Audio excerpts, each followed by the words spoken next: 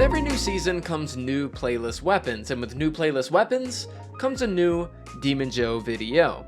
Now, today, ladies and gentlemen, we're not only going to talk about how to get these new playlist weapons, we're not only going to go over the god rolls for each weapon, but we're also going to be ranking them all from best to worst, so you guys know firsthand which ones to farm for. We got 5 new playlist weapons this season, and let me tell you, these weapons are certified bangers from beginning to end, so you're not going to want to miss out.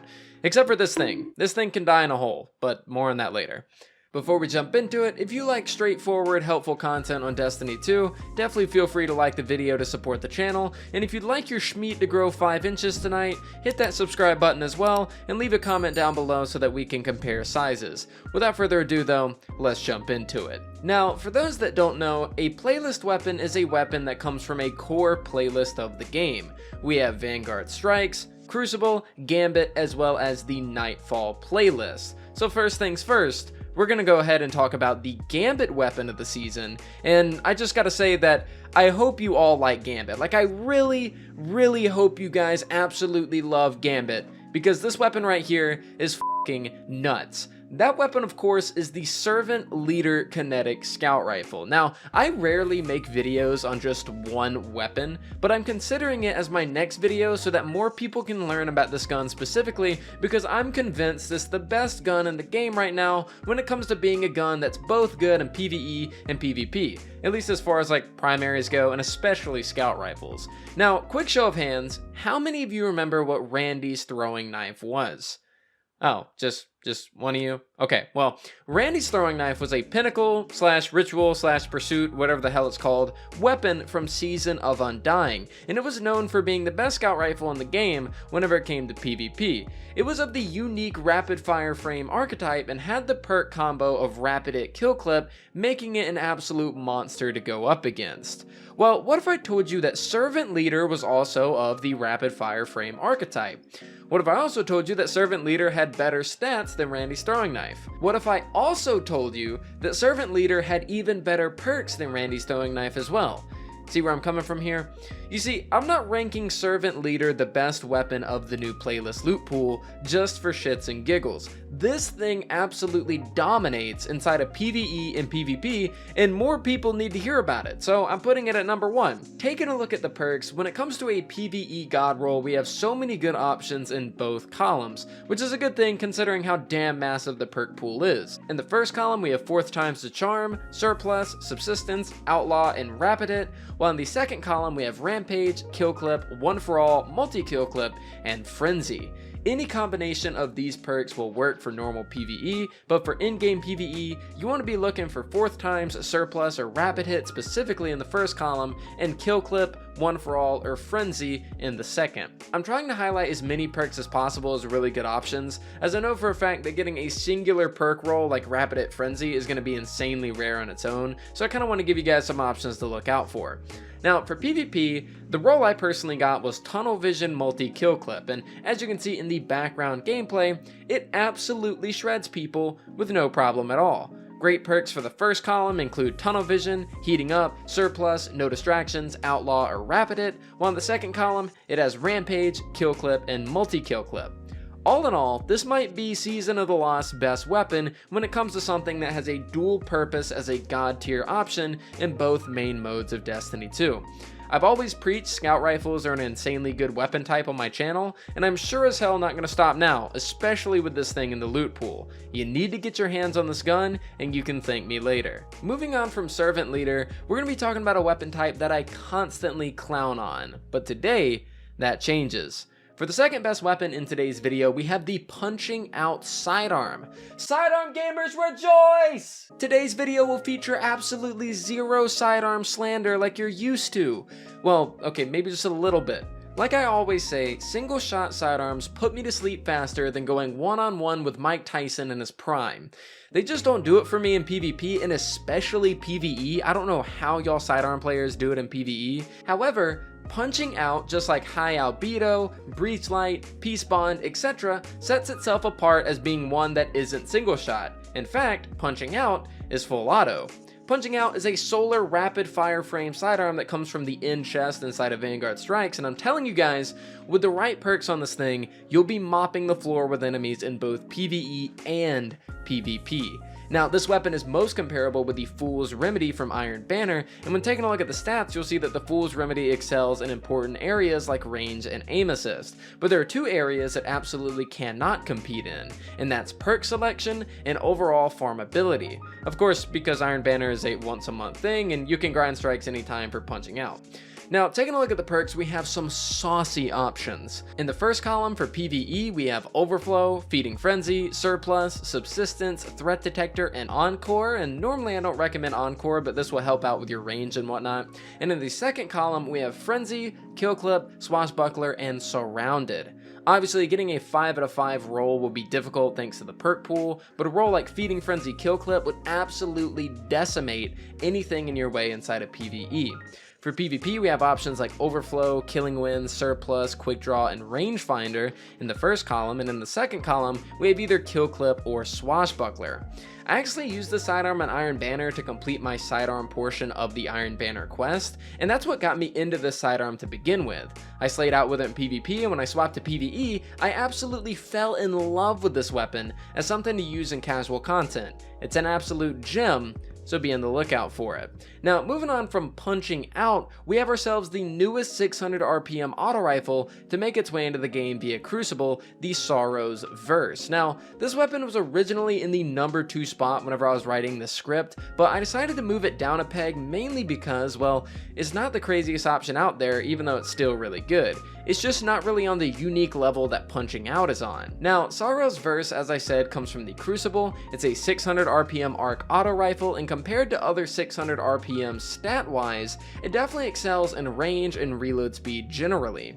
Now, when taking a look at the perks, we have some fantastic options as you come to expect with a perk pool of this size. For PvE in the first column, we have Surplus, Fourth Times, Feeding Frenzy, Subsistence, and Outlaw, and in the second column, we have Frenzy, One For All, Multi-Kill Clip, and Rampage. For PvP, we have your usual options like Tunnel Vision, Surplus, etc., with Insert Damage perk here in the final column. It's just what you're normally used to.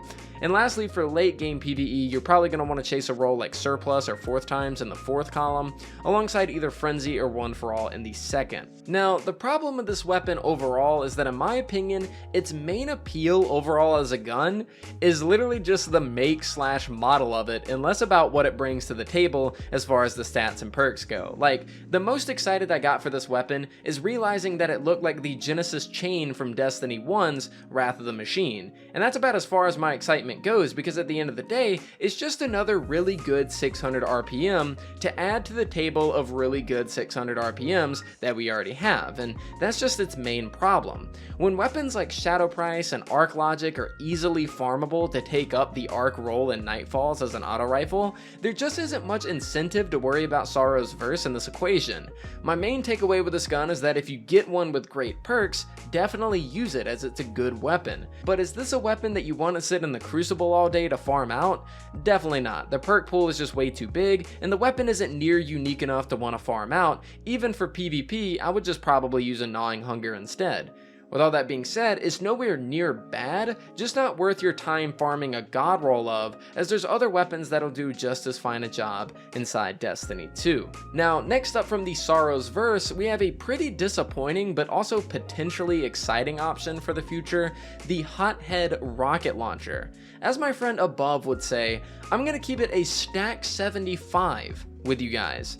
This weapon in its current state just kinda blows. HOTHEAD is the second adept rocket to make its way into the game, but unfortunately, it just doesn't stack up to its predecessors, like just rockets in general. It's an arc adaptive frame that comes from the Nightfall playlist and rolls with some whack-ass perks if I'm being blunt.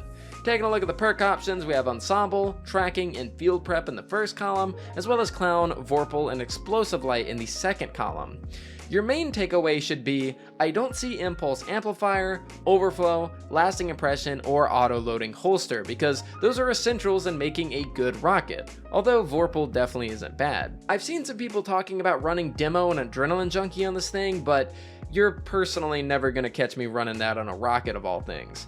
Hothead on a surface level is just outclassed by not only Royal Entry, but Hezen Vengeance more importantly, as Hezen is way more farmable than Hothead, as it's available 24/7 from the Vault of Glass and chest for spoils. So what makes Hothead exciting, you may ask? Well, currently, Explosive Light as a perk is absolute dog shit. It gives you the same damage buff as Vorpal does, yet requires extra work to receive said damage buff. What I propose to you, the viewer, is farm out either the Nightfall or GMs when Hothead is available, and go for a field prep Explosive Light roll, because I'm telling you now, Explosive Light is eventually going to get a buff on rockets, and when it does, you have the perfect weapon to utilize it on. Until then though, this thing sucks in general, and you're better off using other rockets.